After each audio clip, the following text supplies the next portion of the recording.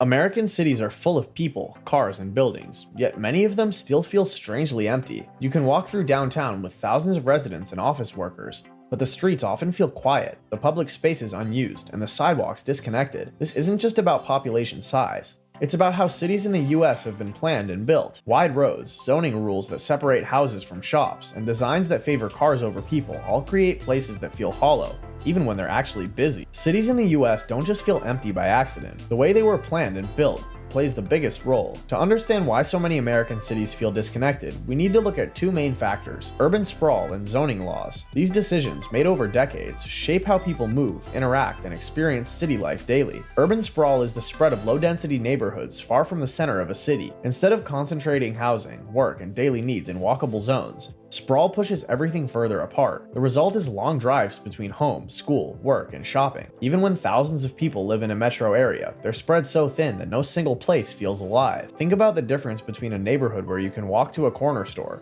versus a subdivision where every trip requires a car ride across several lanes of traffic. One has natural energy, the other feels quiet, even if thousands of people live there. Sprawl also stretches public resources. Roads, utilities, and services have to cover a much wider area, which makes sidewalks, transit, and parks harder to prioritize. This explains why so many suburbs lack safe sidewalks or reliable bus routes. Cities choose to fund more lanes for cars instead, reinforcing the cycle of isolation. When people spend most of their time moving from one home to the office, store, and gym, the spaces in between stay empty. Streets become just conduits for traffic, not places to gather. Zoning laws add another layer to the problem. In much of the US, local governments restrict how land can be used. The most common rule separates housing from businesses. This means you can't build apartments above shops or place a grocery store in the middle of a neighborhood, even if there's demand. On paper, these rules are meant to bring order. In reality, they lock cities into patterns where daily life requires driving, and where streets stay empty because there's nothing to walk to. For example, a downtown might have office towers clustered together, but once the workday ends, the area empties out. Housing is banned or heavily limited nearby, so workers leave and the streets go silent. Meanwhile, the neighborhoods where people live are cut off from commercial spaces, so residents have no reason to linger outside after coming home. This separation makes cities feel like they're divided into single-purpose zones.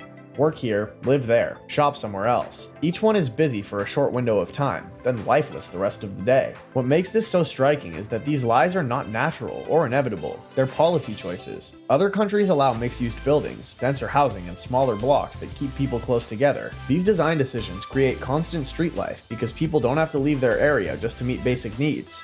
So when people say American cities feel empty, it isn't just about population. It's about design. Urban sprawl spreads people too thin, and zoning laws lock neighborhoods into single uses. Together, they create landscapes where activity feels scattered, and where human interaction is treated as secondary to traffic flow. This is the structural reason why even the busiest US cities can feel hollow, and it prepares you for the next part of the story: how these planning choices affect not just the look of a city, but the way people live and connect inside it. If sprawl and zoning explain why people are spread out, then stroads and empty retail explain why even the places meant to attract people feel so lifeless. These are some of the clearest examples of how American city planning creates spaces that don't work for people, even when they're supposed to be busy. A stroad is a mix between a street and a road. Streets are supposed to be places for people, where you can walk, meet, shop, or sit outside. Roads are supposed to be fast connections that move cars between destinations. But in the US, many cities built stroads, which try to be both at the same time, and fail at both. They're wide, full of lanes, traffic lights, turning bays, and parking lots on every side. Cars don't move quickly because of constant stops, and people don't feel safe walking because the space is designed for vehicles first. The result is a dead environment. Even if there are stores and restaurants along the stroad, the distance between them, the sea of parking, and the noise of traffic make the area feel hostile. It's rare to see people strolling down a stroad the way you would on a traditional main street. Instead, every trip becomes a short drive from one parking lot to the next. This destroys the chance for street life. People only interact with the businesses they came for, then leave immediately. The space in between stays empty. Dead retail spaces add another layer to this emptiness. Many American cities are filled with strip malls, shopping centers, and big box stores that once drew huge crowds but now sit half vacant. These spaces were built for cars, not people. They usually sit behind giant parking lots, cut off from the neighborhoods, and rely on constant car traffic to survive. When consumer habits shift or a major store closes, the whole site begins to decline. What's left are empty storefronts, cracked asphalt, and fading signs. Large voids in the urban landscape that no one wants to spend time near. This isn't just a problem in small towns or suburbs. Even major metro areas are littered with dead malls and underused commercial strips. These spaces create a sense of abandonment, even when the surrounding city is full of people. You might live in a dense apartment complex nearby, but when the closest shopping center looks half dead, the environment feels drained of energy. The contrast is sharp.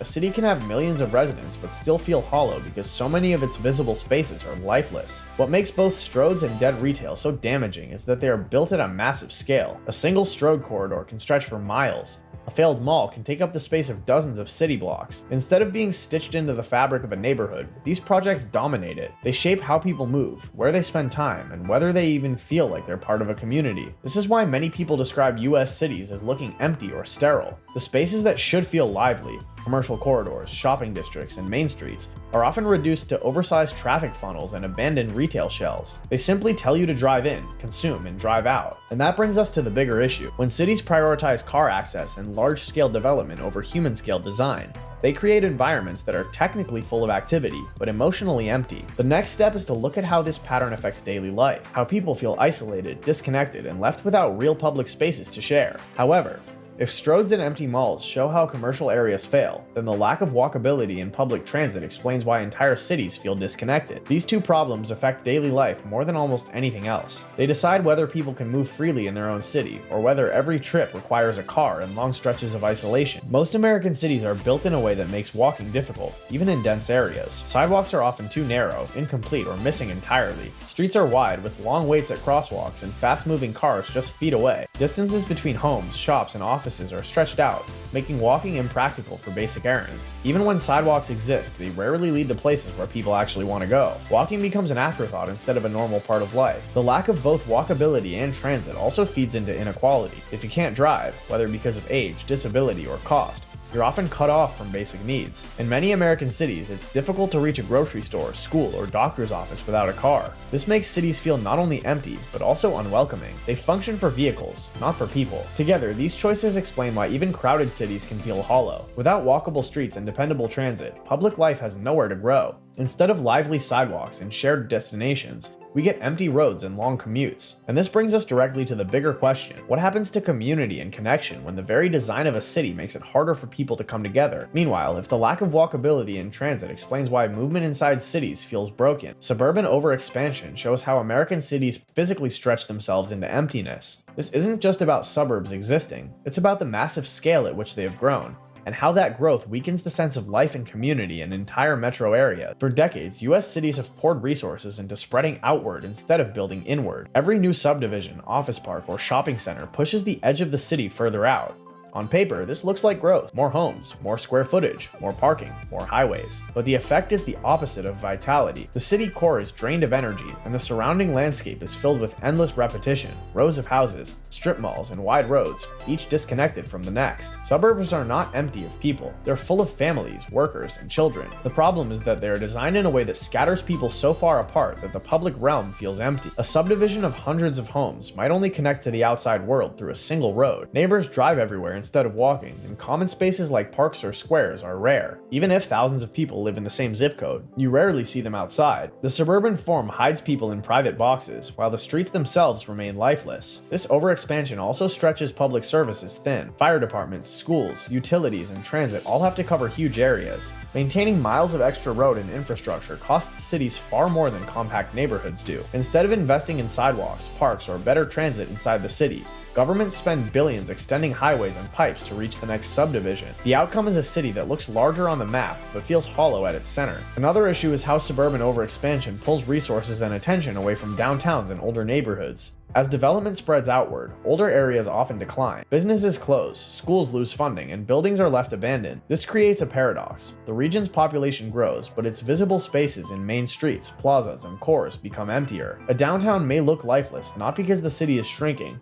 but because so much of its energy has been absorbed by new construction on the edge. Culturally, this design reinforces isolation. Suburbs are built around the private home and the private car. Private life is limited to short, planned interactions and school drop-offs, grocery runs, maybe a little league game. There are few chances for spontaneous community, the kind you get when people bump into each other at a corner store, cafe, or park. Without these daily points of contact, the larger metro feels fragmented, like a collection of private islands rather than a shared city. This pattern makes American metro areas appear full in numbers, but strangely empty in feeling. You can drive through miles of development without ever encountering a true center of activity. The expansion never seems to end, but the sense of place doesn't get stronger, it gets weaker. While suburban overexpansion explains how cities stretch too far, car dependency and poor density explain how that design impacts people on a personal level. These aren't just planning problems, they shape how people feel, how they interact, and how connected daily life becomes. Car dependency is the most obvious outcome of US urban design.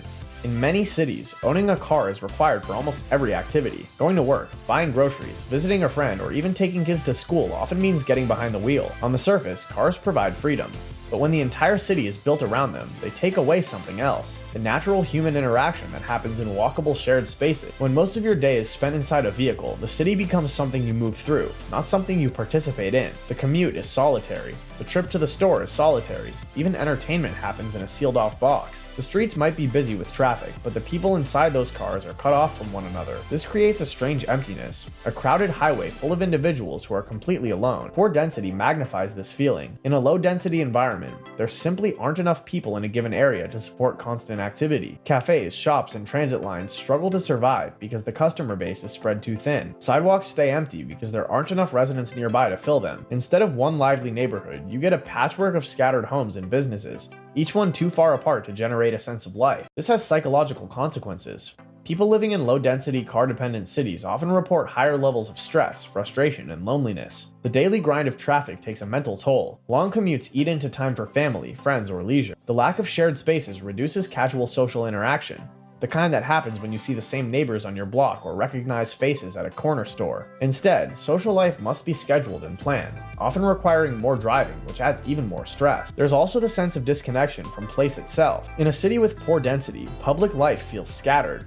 Instead of having a strong center or identity, everything blends into the same spread of subdivisions, strip malls, and highways. Many Americans can't point to a true heart of their city because it doesn't exist. This absence of shared spaces makes it harder for people to feel rooted in their community, which can leave entire metro areas feeling anonymous and bland. What makes this emptiness so striking is that it doesn't come from a lack of people. Millions of Americans live in these environments. The emptiness comes from design choices that keep those people apart, by forcing them into cars, by scattering them across too much land, and by failing to build spaces where public life can naturally form. So when we talk about American cities feeling lifeless, it's not just about empty sidewalks or closed stores. It's about how the structure of the city shapes how people feel inside it. However, comparing them with European and Asian cities makes the difference even clearer. These regions are not perfect, but they often use planning models that produce the opposite effect: lively, dense, and human-centered environments where public life thrives. Start with Europe. In many European cities, density is the foundation of city life. Homes, shops, and workplaces are closer together, often within walking distance. Mixed-use buildings are common, so the same block might hold apartments, bakeries, offices, and cafes. This layout ensures that sidewalks stay busy from morning until night. People don't need to drive to reach daily necessities, and because of that, public spaces naturally stay active. Even small neighborhoods feel alive because they contain everything needed for daily living. Public transit in Europe also works differently than in most of the US. Instead of being a backup option for people who can't drive, it's treated as the primary way to move through a city. Trains, trams, and buses are frequent, reliable, and integrated with pedestrian-friendly streets. Major stations become natural gathering points, surrounded by markets, restaurants, and cultural spaces. A transit stop is not just a waiting zone, it's part of the public life of the city. Asian cities often push this model even further. In places like Tokyo, Seoul, or Singapore, density is extremely high, but the planning supports it. Skyscrapers stand directly on top of transit hubs. Streets are narrow and walkable, with corner stores, food stalls, and services on nearly every block. The design assumes that most people will not drive. Because of that, the environment is built around constant movement of pedestrians. Instead of empty sidewalks and giant parking lots, there are tight human-scale streets filled with activity. The contrast with the US is sharp. In American cities, zoning laws, sprawl, and car dependency separate functions. You live in one place, shop in another, and work somewhere else. In European and Asian cities, those functions are layered and combined, creating natural density in public life. In the US, transit is often an afterthought. In Europe and Asia, transit is the backbone that shapes everything else. These differences also create different psychological experiences.